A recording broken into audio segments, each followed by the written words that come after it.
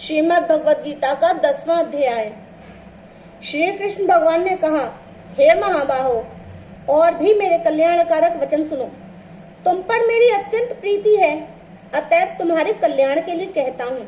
मेरी उत्पत्ति का हाल न तो देवगण जानते हैं और न ही महर्षि लोग। मैं ही देवों और महर्षियों का आदि कारण हूँ, जो मुझे अजन्मा, अनादि और सब लोकों का ईश्वर जानते हैं। वे मोह रहित हो सब पापों से छूट जाते हैं। बुद्धि, ज्ञान, असमोह, क्षमा, सत्य, दम, शम, दुख, जन्म, मरण, भय और अभय, अहिंसा, समता, संताप, तप, दान, यश, अपयश इत्यादि जो अनेक प्रकार के भाव हैं, वे सब मुझसे ही उत्पन्न होते हैं। 7 महर्षि और उनके पहले 4 मनु मेरे मन से उत्पन्न हुए। जगत के समस्त प्राणी उनसे उत्पन्न हुए। जो मनुष्य मेरी इस विभूति को भली भांति जानते हैं, वे निश्चय बुद्धि योग से सिद्ध होते हैं। इसमें संदेह नहीं, यह जानकर कि मैं ही सबका आदि कारण हूँ और मुझसे ही सबकी प्रवृत्ति होती है। विवेकी पुरुष मेरी उपासना करते हैं। वे मुझी में अपने चित्त और प्राणों को लगाकर एक दूसरे को समझते हुए भजन करते सदा संतुष्ट और सुखी रहते हैं। चित्त का समाधान करके प्रीति पूर्वक भजन करने वालों को मैं ही ऐसा बुद्धि योग देता हूँ, जिससे वे मुझे प्राप्त कर लेते हैं। उन पर अनुग्रह करके भी उनकी बुद्धि में स्थित हो देदीप्यमान ज्ञान से अज्ञान मूलक संसारी अंधकार का नाश करता हूँ। अर्जुन ने कहा, आप परम ब्रह्म हो, परम धाम हो, परम पवित्र हो, अचल और दिव्य पुरुष हो, आदि देव हो, अजन्मा हो, सन्यासी हो। तुमको सब ऋषि, देवर्षि, नारद, असित, देवल और व्यास भी ऐसा कह गए हैं और स्वयं तुम भी कह रहे हो। हे केशव, जो तुमने मुझसे कहा है सो सब मैं सत्य मानता हूँ। हे भगवान, देवता और दानव इन दोनों ने ही आपके स्वरूप को नहीं जाना है। हे सब जीवों के उत्पन्न करने वाले भूतेश, हे देव, हे जगतपते, हे पुरुषोत्तम, आप स्वयं ही अपने मन को जानते हैं। अतएव आप अपनी उन विभूतियों का हाल पूर्णतः से वर्णन कीजिए, जिनके द्वारा आप इन सब लोकों में व्याप्त हो रहे हैं। हे योगिन, हे भगवान, सदैव आपका चिंतन करता हुआ मैं आपको किस प्रकार से जान सकता हूँ? आपका ध्यान किन किन भावों से करना योग्य है? हे जनार्दन, कृपया अपनी माया और विभूतियां विस्तार से कहिए। इस अमृत रूप आपकी वाणी को सुनने से मेरा मन तृप्त होता है। श्री भगवान ने कहा, मेरा विस्तार तो अनंत है, तो भी मुख्य मुख्य विभूतियों को मैं तुम्हें सुनाता हूँ, सुनो। हे गुणाकेश, समस्त भूतों के अंतःकरण में रहने वाली आत्मा मैं ही हूँ। मैं ही उनका आदि, मध्य और अंत हूँ।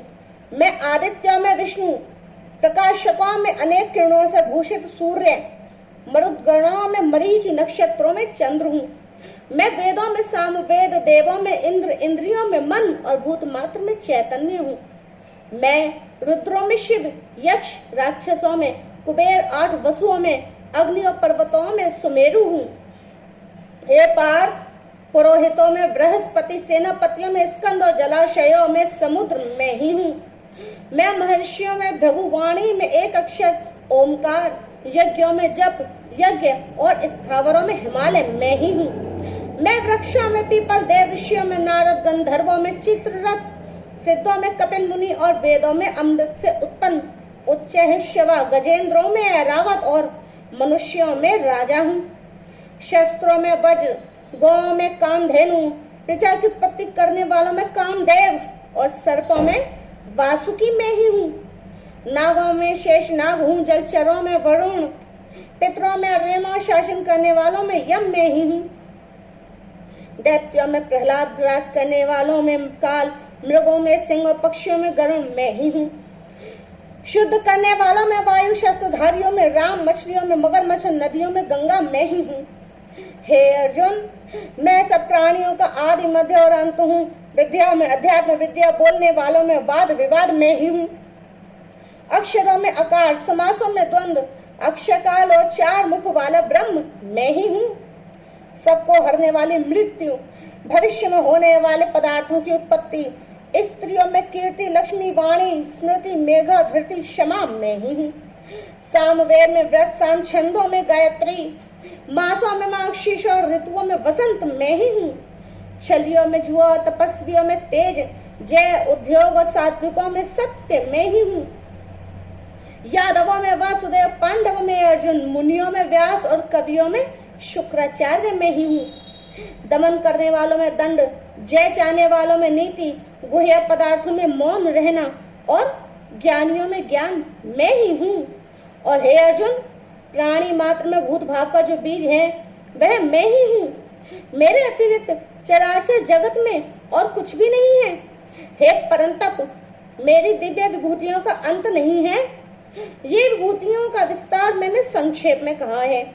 जो जो वस्तु ऐश्वर्यवान, शोभायमान और यशवान है, उन्हें मेरे ही तेज के अंश से उत्पन्न हुआ जानो। अथवा हे अर्जुन, इस ज्ञान से तुमको क्या प्रयोजन है, यही जान लो कि मैं अपने एक ही अंश से संपूर्ण जगत में व्यापक हूँ। 10वें अध्याय का महात्म्य। श्री नारायण जी बोले, हे लक्ष्मी, अब 10वें अध्याय का महात्म्य कहता हूँ, तू श्रवण कर। एक समय कैलाश पर्वत पर शिव, पार्वती और हम बैठे थे। एक हंस मेरे दर्शन को आया। हंस ब्रह्मा का वाहन था। ब्रह्मलोक से मान सरोवर को जाता था। उस सरोवर में सुंदर कमल के फूल खिले थे। एक कमल को लांघने लगा, उसकी परछाई पड़ी, वह हंस अचेतन काला हो गया, आकाश से गिरा। तब उसी समय उसी मार्ग में एक गण आया। हंस को गिरा देखकर गण ने कहा, हे प्रभु, वह हंस आपके दर्शन को आया था, श्याम वर्ण होकर गिर पड़ा है। गण मेरी आज्ञा से हंस को ले आए। हमने पूछा, हे हंस, तू श्याम वर्ण क्यों हुआ? हंस ने कहा, हे प्रभु जी, मैं आपके दर्शन को आया था। मान सरोवर में कमल के सुंदर फूल खिले थे, मैं उनको लांघने लगा, इससे मेरी देह श्याम वर्ण हो गई, आकाश से गिर पड़ा, कारण जानता ही नहीं क्या हुआ। ये सुनकर शिव जी हंसे। आकाशवाणी हुई कि हे शंभू जी, कमलनी से पूछो, वे कहेगी। कमलनी ने कहा, पिछले जन्म में मैं अप्सरा थी, नाम पद्मावती था। पिछले समय श्री गंगा जी के किनारे एक पंडित स्नान करके श्री गीता जी के 10वें अध्याय का पाठ किया करता था। एक दिन राजा इंद्र का आसन चला। तब इंद्र ने आज्ञा करी, तू जाकर उस पंडित की तपस्या को भंग कर। आज्ञा पाकर मैं उस विप्र के पास आई। उस विप्र ने मुझे श्राप दे दिया, कहा, हे पापिन, तू कमलनी हो जा। उसी वक्त मैं कमलिनी हुई। अब मैं श्री गीता जी के 10वें अध्याय का पाठ करती हूँ। उसी से मेरा तेज है, मुझको लांघने वाला काला होकर अचेतन हो जाता है। तब हंस ने कहा, कैसे मेरा काले से श्वेत वर्ण हुए और तू इस देह से छूटकर देव देही पाए। तब कमलनी ने कहा, कोई गीता जी के 10वें अध्याय का पाठ सुनाए तब उद्धार होगा। तब उस पंडित ने उस सरोवर में स्नान कर शालिग्राम जी का पूजन कर 10वें अध्याय का पाठ किया। उसे हंस और कमलनी ने सुना। तब उनका उद्धार तत्काल भया। हंस श्वेत हुआ, कमलनी देवकन्या हुई।